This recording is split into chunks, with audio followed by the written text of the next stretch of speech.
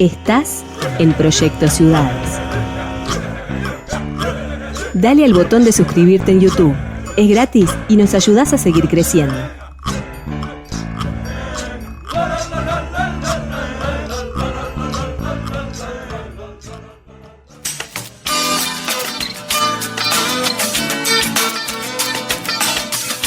Porque los libros tienen su propio ritmo, de la mano de Inés Nogueiras, los invitamos a escuchar y compartir la letra a todo volumen. Buenas, ¿cómo están? Acá estamos en una nueva entrega de La Letra a Todo Volumen, en una época del año en que la actividad literaria, el mundo del libro y los autores uruguayos están en una actividad realmente fermental. Acabamos de vivir la Feria del Libro, hace poquito la Noche de las Librerías, y en diciembre se celebra la clásica Feria Ideas Más, donde siempre hay algunas charlas, encuentros con escritores, lanzamientos y novedades editoriales. En esta oportunidad quiero hablarles de, y hablar con, una autora uruguaya que está viviendo un año intensísimo, con la publicación de 2 de sus obras en este mes, en un lapso de menos de un mes. Estamos hablando de Sofía Aguerre. Sofía tiene 29 años, se dedica por el momento, porque tiene una personalidad muy efervescente y no para de tener proyectos, pero por el momento se está dedicando a la literatura para el público infantil y juvenil. Y crea historias que en general mezclan fantasía, ciencia ficción, algunas están ambientadas en épocas remotas, otras en mundos distópicos, pero esas son el tipo de atmósferas que está creando Sofía para literatura para niños, jóvenes, adolescentes. Y este año se convirtió en la primera autora uruguaya en ser publicada por el sello PUC de la editorial Urano, que es un sello especializado en literatura para adolescentes y jóvenes, con Las Lunas de Marzo, que curiosamente Las Lunas de Marzo fue su ópera prima, o sea, fue la primera novela que ella publicó con solo 22 años, la publicó en una editorial independiente española que ahora cerró, que se llama Escarlata Ediciones, y esta novela que trata, bueno, sobre una joven que vive en un pequeño pueblo de Austria que tiene un nombre impronunciable, la verdad que es muy difícil de decir. Si les interesa pueden chusmear un poco el libro y tratar de pronunciar el nombre de este pueblo, ubicado en Austria, que esta joven es una joven de clase acomodada y ante la enfermedad de su madre tiene que acudir a una bruja que vive en el bosque cercano a ese pueblo, y allí, bueno, se desencadena una historia que mezcla suspenso con fantasía y magia. Este año Urano, con el sello PUC, decide reeditar esta novela, pero agregándole hacia el final una serie de relatos que amplían este universo y que son como el puntapié, el piecito en el agua de continuar con esta historia de Las Lunas de Marzo a futuro, que esperamos que se concrete. Además, como les decía, en este mismo mes, muy poco después de haber salido el libro de Las Lunas de Marzo a la venta, está publicándose Adagio. Adagio es una novela con la que Sofía el año pasado ganó el premio Juan Carlos Onetti en la categoría de narrativa infantil y juvenil, y que ahora llega a las librerías este mes de la mano de la editorial Sujetos. Pero además de estos logros que se materializaron en este último mes, estas publicaciones y las distinciones que ha obtenido, Sofía mantiene también una intensísima actividad, no solo como escritora, porque ya tiene muchos proyectos en carpeta nuevos, sino también con iniciativas que buscan fomentar la lectura, la escritura y sobre todo el encuentro de personas interesadas en escribir, en contar historias, en leer y en compartir esto tan lindo que tiene que ver con el mundo de los libros y la lectura. Entonces estamos acá con Sofía, que nos va a contar un poco sobre todos estos proyectos.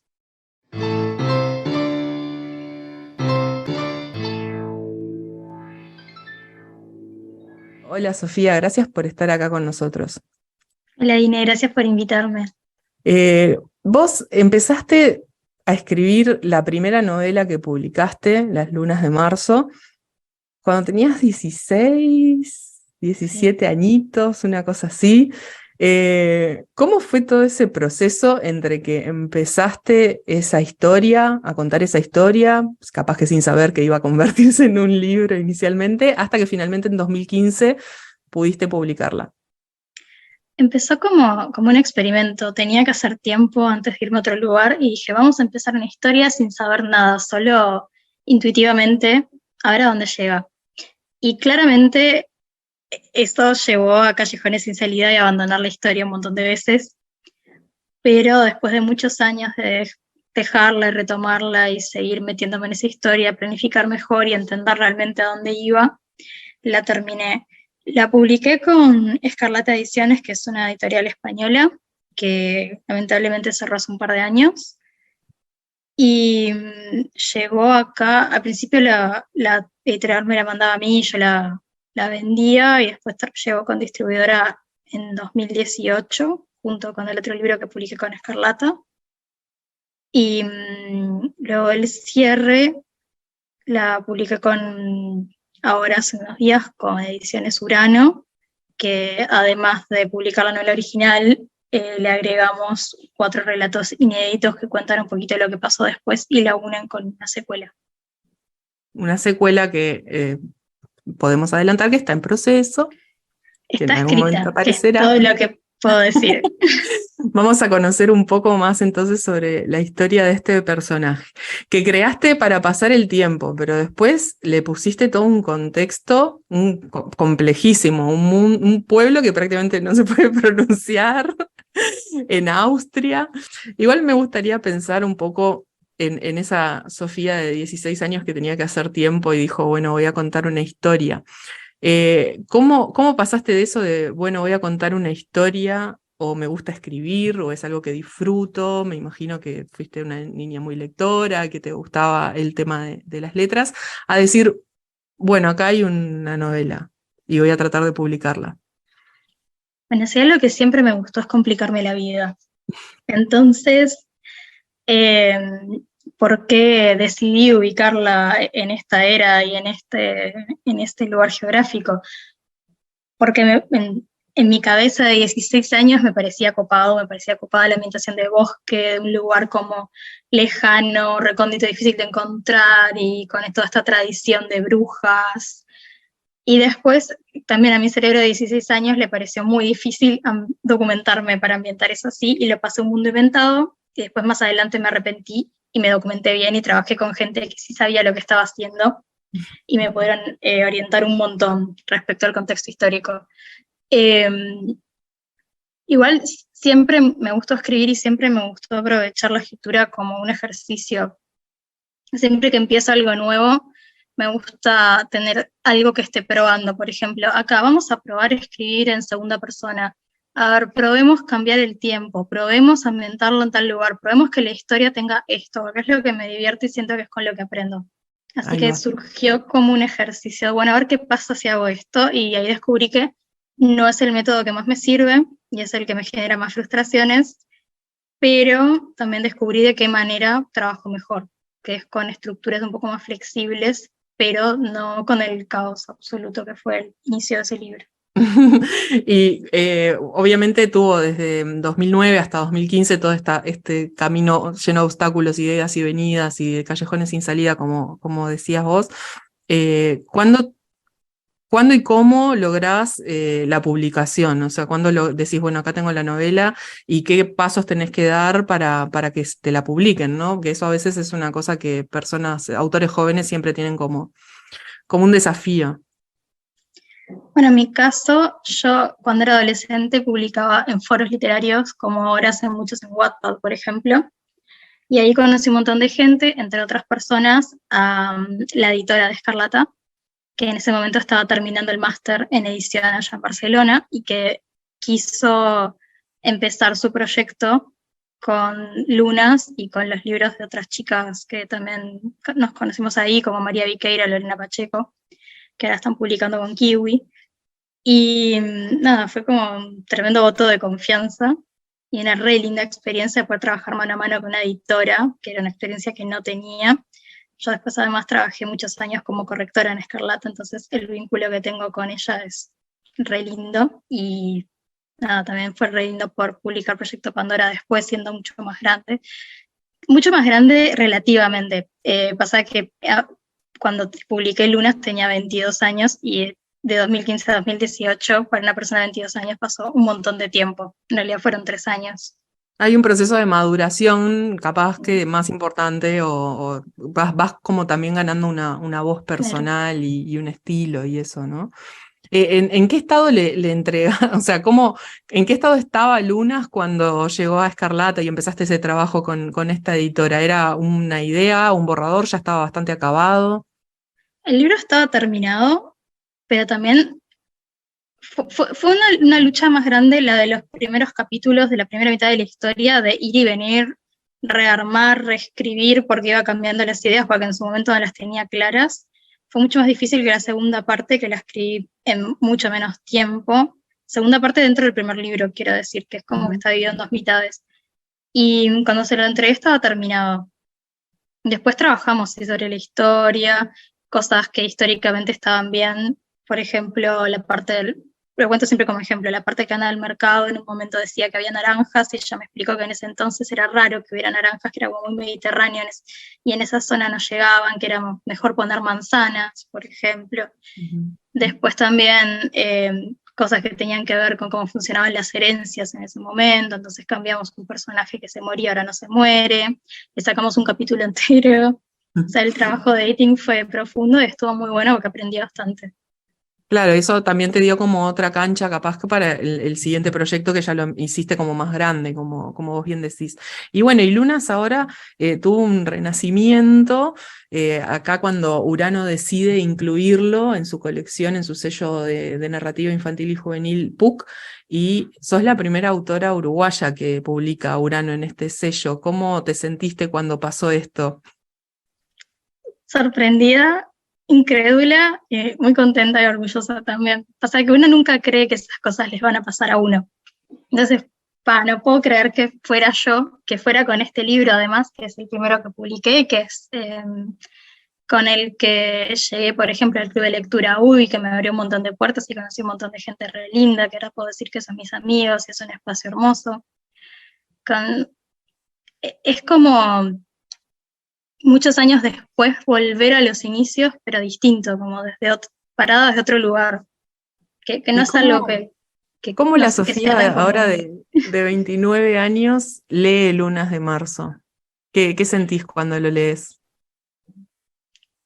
Me costó un montón reconciliarme con esa historia, por lo difícil que fue escribirla, por lo difícil que es la voz de la protagonista, que es como muy intensa y muchas veces no se comportaba como yo me habría comportado, y a veces cuesta. En realidad está bien, o sea, el personaje no tiene por qué actuar como quiere el autor, pero es un tira y afloja constante. Y ahora se siente como si lo hubiera escrito otra persona, como un poquito es así, pero es lindo porque lo ves de otra manera, y reencontrarme con esa historia después de haber escrito las continuaciones también me hizo sentir más segura de que era ese el camino que quería seguir, y ahora es el universo de los que creé que más me gusta, o sea, el que me vuelvo y me siento más cómoda, la voz que menos me cuesta.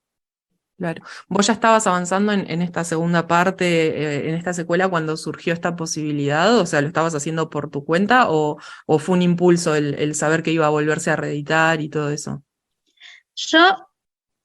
La historia en realidad es así. A fines de 2018, mi amiga Cesu me pidió que le escribiera una historia de Lunas, donde Mina, la protagonista, terminara con el ship que le gustaba a ella, que a mí no me parecía ok. Yo le dije, esto absolutamente nunca va a ser canon, lo prohíbo, no estoy de acuerdo, pero te lo regalo. Está bien, es tu cumpleaños.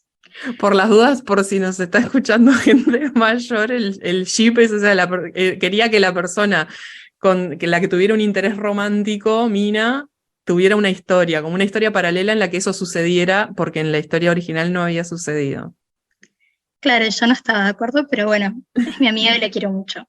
Y fue re divertido de escribir, fue súper entretenido, fácil, fluido, cosa que no sucedió con la novela. Y me dio espacio a insinuar cosas sobre ese mundo que no había explorado antes. Y cuando lo terminé dije, quiero seguir con esto, me interesa, pero le voy a cambiar el final. Así que hiciste Que, fanfiction de tu propia creación. sí, es increíble. Y después, ahí por julio de 2019, dije, voy a seguir. Y escribí los otros 3 cuentos medio al hilo durante julio. Y fue súper súper divertido, me encantó. Fue tan linda la experiencia que dije, voy a aprovechar la mega maratón de escritura, que es la que organizamos con Santi Villalba desde hace algunos años, que es escribir básicamente durante un mes para alcanzar ciertas metas que uno se pone. Nosotros tenemos algunas propuestas, pero también puede ser escribir lo que uno quiera. Y no paré de escribir por 2 meses. Escribía todos los días durante todo agosto, y después seguí todo septiembre, como una desquiciada. Todo mi entorno estaba al tanto, que yo estaba obsesionada, no había otra cosa en mi vida. Esos 2 meses solo existía la continuación de Lunas. Es más, lo hablé en terapia, un montón. Y no sé, es de las cosas que más disfruté en la vida de escribir. Y después en 2020 escribí 4 relatos más y una tercera parte que sería así el final. Y lo hice porque tenía ganas y lo compartía con mis amigos y dije, esto, entre que cerró la editorial y que son secuelas, capaz que nunca ve la luz, pero fue lindo hacerlo. Fue escribir por el hecho de que escribir era divertido, que es algo que cada tanto estaba bueno hacer también, no olvidarnos de por qué lo hacemos. Y bueno, después pasó esto. Así que bueno, tenemos chance entonces de poder ver todo ese mundo en algunos años, no sé cómo serán los ritmos, pero por lo menos hay una puerta abierta. Matemáticamente tenemos chance. Matemáticamente tenemos chance, genial. Hay una cosa que me hizo mucha gracia cuando me mandaron el libro, que además aprovecho para decir que la edición es preciosa, tiene una portada súper llamativa, muy linda, con una luna dorada con brillito. La verdad que está divina la nueva edición. Tengo la vieja también, porque soy fiel compradora de los libros de Sofía, a quien tuve el gustazo de conocer en el Club de Lectura UI que ella mencionó hace un ratito. Y cuando llegó este libro, bueno, venía acompañado con un extracto de prensa, y que es la biografía de la autora y los contenidos esos en la solapa, la contratapa, y en la biografía dice que le gustan las meriendas. Estamos de acuerdo, está bien, romantizar ciudades, podemos compartirlo, e intentar que sus plantas vivan más que sus personajes. Y me reí mucho porque en tu breve carrera por ahora como escritora te has trazado cierta reputación como una persona bastante implacable al respecto de los destinos de sus personajes, ¿no? Todo el mundo es, Sofía nos va a hacer sufrir porque va a hacer que alguno de nuestros personajes preferidos no termine la historia, no llegue hasta el final con nosotros, y bueno, ¿cómo hiciste para en 3 novelas publicadas y labrarte como esta reputación de persona que nos va a hacer sufrir? Bueno, la muerte es parte de la vida, yo qué sé.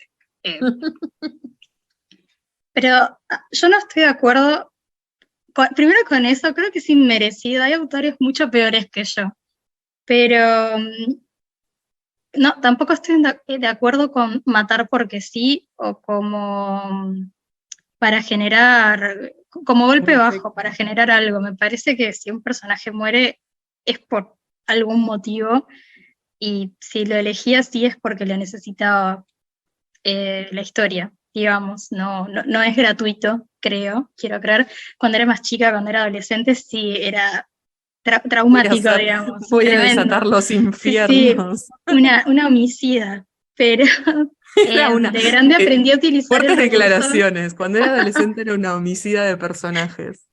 Claro, después de grande aprendí un poco a utilizar mejor esos recursos, porque también si uno abusa insensibiliza al lector, hay que saber usar bien esas cartas. Y después aprendes que matar a un personaje no es lo peor que puedes hacer, que lo voy a dejar ahí.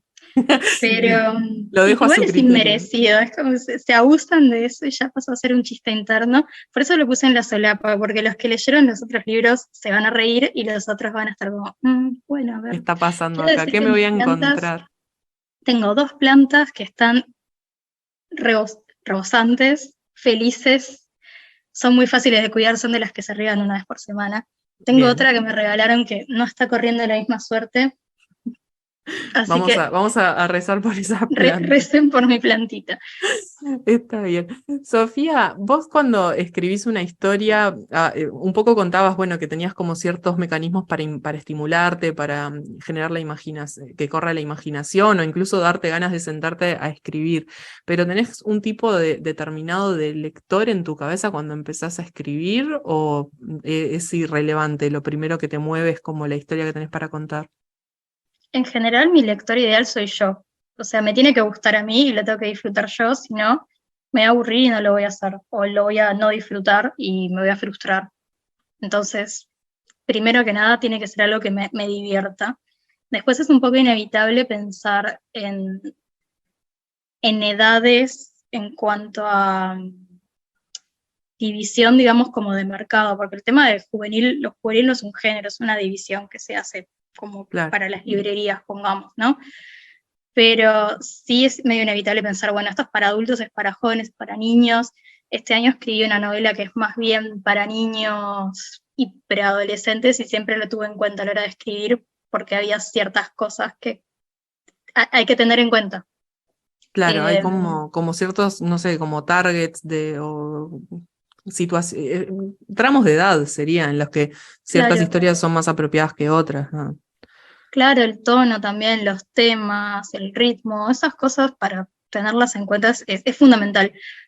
Pero por lo general es la historia que surge, a veces surge no la trama, sino un personaje, o una ambientación, o una estética, o un sentimiento, una atmósfera, algo, o es una canción, o lo que sea que hace que empiecen a surgir cosas. Por lo general yo lo vivo mucho como van surgiendo cosas sueltas que quedan como en el aire, y en un momento hacen pf, y se juntan, y es una historia que está como germinando, y la voy trabajando mientras sigo haciendo otra cosa, anoto, tiro ideas, hago un tablero en Pinterest, hago una playlist, y cuando siento que estoy preparada, ahí ya empiezo a trabajar. Sofía, contame un poco, me gustaría hablar ahora unos minutos sobre Adagio, que es tu última novela que ganó el premio Onetti, el primer puesto en la categoría de narrativa infantil y juvenil. ¿Te sorprendió haber ganado este premio con esta novela? ¿Cómo lo viviste? Y sí, me sorprendió mucho porque yo justo pensaba la casualidad de que las dos novelas que salen este año son las que más me costó escribir. Es como, no sé por qué, Se capaz que hay unieron. algo ahí a aprender que las cosas que más me frustran tal vez no sean las peores, si bien en el momento me lo parecen porque me cuestan, que tal vez la relación frustración-calidad no sea como Recompensa. yo la imagino. Pero sí, con Adagio tuvo un inicio muy bueno, en realidad la empecé en 2011, 2012, fue re divertido, estaba re orgullosa de esos primeros capítulos, pero me tranqué y la dejé un tiempito, y cuando la retomé allá por 2019, fue muy difícil. O sea, cada capítulo me arrastraba por las páginas, era terrible.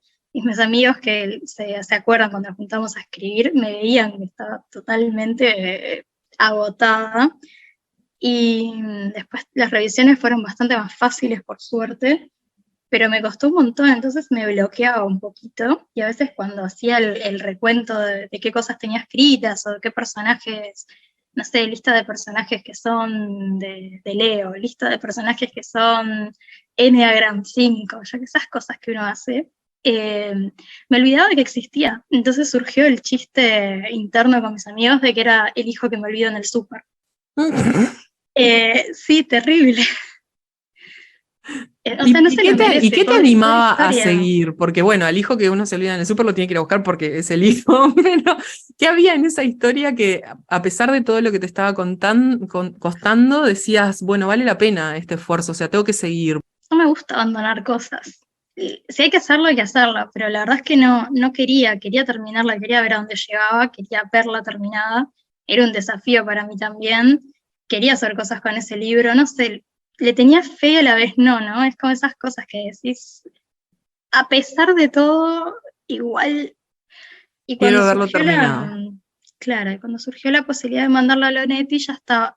Fue más bien la mezcla de ya estaba, ya la habían visto mis lectoras beta, era cortita, tenía esa vibe que tienen algunos libros que ya han ganado Lonetti. Y dije, tengo que probar. O sea, a la hora de mandar un concurso a una editorial, lo que siempre digo es tipo, no pasa absolutamente nada si hay un rechazo o no gana nada, pero tampoco pasa absolutamente nada si no la mando. Entonces, si tengo la posibilidad de que sí pase algo, ¿por qué no? Claro. Como que, Es como el no ya lo tenés, ¿no? claro. Entonces dije, bueno, vamos a probar, porque las condiciones también eran como, en cierto modo, favorables. Era cortita, tenía esa atmósfera, estaba revisada. No sé, yo la tiré y dije que sea lo que sea. Y bueno, y fue el Y primer después premio. no, sí, que en realidad fue una sorpresa porque cuando me llegó el mail de la Intendencia de que estaba invitada a la presentación de los premios, no decía nada más que eso, te invitamos a la ceremonia. Yo no sabía si estaba invitada en calidad de gané algo, en calidad de reseñas libros, si sos parte de la comunidad literaria acá, entonces venía a ver, o no sé, ni idea, no sabía. Yo me estaba mudando, pensé en no ir porque estaba en medio de una mudanza. Ese día habíamos estado dando vueltas, habíamos comprado recién las cortinas de la ducha, no las habíamos puesto, bueno, no nos dio el tiempo, no nos pudimos bañar, habíamos hecho algo frito al mediodía, yo estaba en las condiciones deplorables y fuimos con mi novio, yo estaba tipo, bueno, ojalá que saque al menos una mención o algo. Ya que Y vine. claro, y cuando empezaron a describir la segunda mención, no era, claramente, por la temática, dije, bueno, no es. Cuando leyeron la primera mención, yo estaba, a ver, ¿será esto? Tampoco era. Entonces dije, bueno, o gané, o no O gané me voy nada, y para mi estoy acá casa a terminar la pintada. mudanza. Claro. Y cuando ese año habían invitado a los ganadores de la edición anterior porque no habían podido tener ceremonia por el COVID, Claro. y eran los que leían el acta de la persona que ganaba. Y cuando empezaron a leerla, fue tipo, se parece a mi libro. Otra oración, se parece a mi libro. Yo le miraba a Juan, a mi novio, tipo, estás escuchando lo mismo que yo, ¿verdad? Y estábamos re expectantes. Y cuando dijeron el nombre, quedé tipo, no puede ser, estas cosas no me pasan a mí. Qué Y bueno que hayas nada, ido sin saber, que no te hayan spoileado el resultado. Qué nervios, pero al mismo tiempo me imagino que debe haber sido algo súper lindo que no te vas a olvidar nunca. si se hubiera sabido, capaz que me bañaba, no sé. Así Además, que, súper cotidiano, ¿no? Llegamos, volvimos todos eufóricos, igual tuvimos que ir a poner el palo de la ducha para la cortina, claro, sí, como sí. que la vida sigue, La vida pero continúa. fue muy lindo, ¿sí? Y fue un poquito una palmadita en la espalda, ¿no? Porque venía de estos años de no haber vuelto a publicar, de cierre de Escarlata, de tener muchas dudas, de estar escribiendo bastante, pero no saber qué iba a pasar. Y de repente fue bueno, sí, capaz que está bueno que lo sigas intentando. ¿Vos pensás en acompañar como este crecimiento hacia irse a la narrativa más, digamos, para adultos o vas a seguir como en el género, no es un género, pero digo, apuntando a este público más juvenil? ¿Qué tenés pensado en ese sentido? En realidad no sé, porque literalmente siendo más adulta decidí escribir para niños más chicos, como de entre 11 y 13 años. Entonces no estoy tan segura de si acompaña o de si es más bien qué tengo ganas de hacer. Ujú. Ahora mismo las cosas que tengo empezadas, no sé si entran dentro de lo juvenil, no sé dónde entran. En realidad las escribí porque quería experimentar más bien con narrativas no lineales, tipo jugar con los tiempos. Entonces, no pensé demasiado en eso. Supongo que irá saliendo lo que tenga que salir, las historias que vayan apareciendo. A mí me gusta igual escribir juvenil. Siento que se lo subestima mucho y merecidamente, porque Y además creo que hay como cierta idea de que los jóvenes o las personas adolescentes en la edad en lo que se considera literatura juvenil no leen o no les interesa la literatura y eso. Y la verdad que en el momento en que yo te conocí, que en el marco de los clubes de lectura, no podía ser más equivocada esa impresión o esa cuestión así que se dice de los jóvenes, porque realmente hay una vida atrás de, bueno, los booktokers, los booktubers, los clubes de lectura, que se nota que hay como avidez e interés de ese tipo de público para que tener buenas cosas, ¿no? Cosas para leer también en su propio idioma, porque el young adult o el tipo de literatura juvenil en general está como bastante absorbido por toda la literatura anglosajona y eso, entonces como que empezar a tener también estas voces más diversas está bueno. Sí, yo creo que cosas como los clubes de lectura, la Red Nacional de Clubes de Lectura, eventos como el Infoblog, demuestran que eso de que los jóvenes no leen es cualquiera, lo sabemos. No sé por qué sigue siendo un debate a esta altura de la vida, o sea, por qué siguen planteándolo como algo tipo, ¿los jóvenes leen? Tipo, sí, hace rato que venimos diciendo que sí, ya es más, estas discusiones las teníamos cuando recién empecé a reseñar libros allá en 2015, tenía 22 años, ahora tengo 29, me siguen haciendo la misma pregunta. Claramente los jóvenes leen y hay jóvenes nuevos que antes eran niños y ahora son adolescentes y tienen sus propias cuentas donde reseñan libros. No era un fenómeno de mi generación, es algo que se sigue dando. Y respecto a que el mercado está como bastante saturado de libros anglosajones, en realidad ese es uno de los motivos también por los que tanto Urano y Sujetos decidieron apostar por voces de acá, porque en más de una ocasión, en más de un evento literario, los lectores jóvenes, o sea, el público objetivo, han pedido que haya más escritores uruguayos jóvenes escribiendo para jóvenes, como que no había tantas oportunidades y no sentían como que la literatura uruguaya tendía más a infantil juvenil en ese sentido de niños y preadolescentes, pero que para ese sector de adolescentes más grandes y jóvenes de 20 y poquitos no había tanto. Como que ese nicho no estaba contemplado, que sí sucede en otros países como España, México o Argentina, que de a poco también ha ido llegando más allá de voces anglosajonas. Entonces, bueno, Urano decidió apostar por mi libro y también por publicar a Camila Silva, que escribió Entre Relojes, que lo autopublicó, pero que ahora va a salir también reeditado por Urano Book y otro libro suyo más adelante también. Y bueno, Sujeto es lo mismo, encontró esa carencia y decidió ir por ese lado. Buenísimo, así que está bueno saber que podemos tener en ese horizonte medianamente cercano voces locales, autores con los que además los lectores se puedan relacionar, ¿no? Porque qué cosa más linda que poder estar en un evento en el que el autor del libro que leíste y que te copó está ahí, habla tu idioma, viven en el mismo barrio capaz, y comparten tantas cosas, ¿no?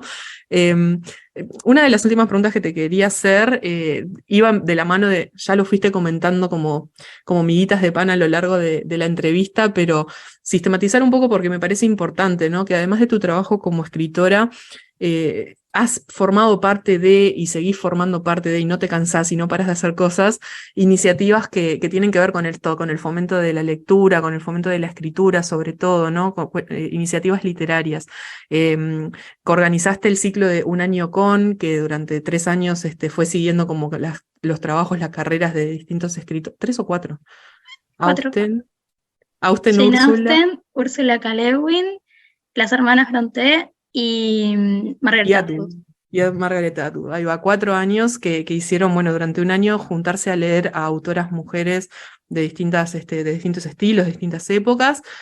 Los clubes de lectura, como mencionabas, que participaste y formaste parte de la organización de varios, y la maratón anual de escritura, la mini maratón y la maratón de escritura que se hacen todos los años, que como ya hace 3-4 años, ¿no? que está funcionando. Creo que esta es nuestra 4ª edición ya. Ahí va.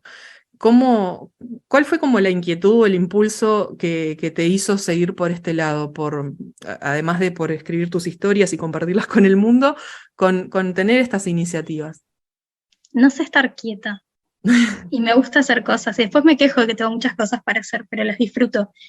Me gusta juntarme, hacer cosas, me gusta organizar, me gusta llevar a cabo las cosas, me gusta que la lectura y la escritura sean experiencias compartidas y dar espacios para que, no solo para que la gente lo haga, sino para que la gente se conozca entre sí y aprenda. Por eso, por ejemplo, con la maratón de escritura, que al principio nos basamos en el NaNoWriMo, que es otra iniciativa que creo que es estadounidense, que la meta es escribir 50.000 palabras durante el mes de noviembre todos los años.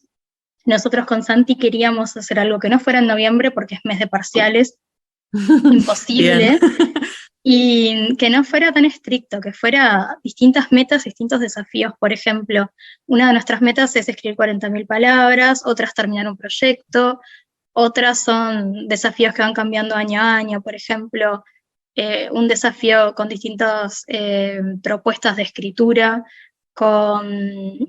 tenemos que escribir un guión ahora, armamos fichas para personajes, para planificar una historia, para crear un mundo ficticio, para escribir un guión. Y también a partir de este año empezamos a organizar eventos presenciales, como fueron charlas con autores, charlas con editoras. Para el año que viene tenemos pensadas cosas también más así, como talleres, cosas donde podamos realmente juntarnos y hacer que las personas que quieren escribir o que ya escriben tengan un momento para aprender algo nuevo o encontrarse.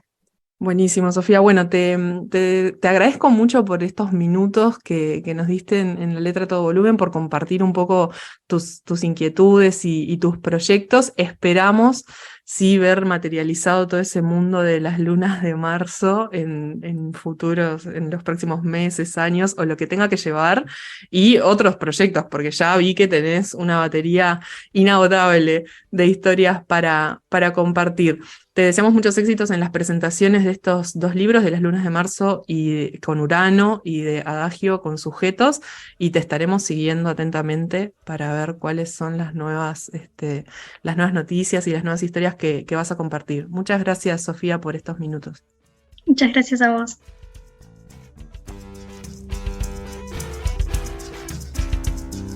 Dale al botón de suscribirte en YouTube. Es gratis y nos ayudás a seguir creciendo. Seguinos en Twitter e Instagram, @ciudadespro.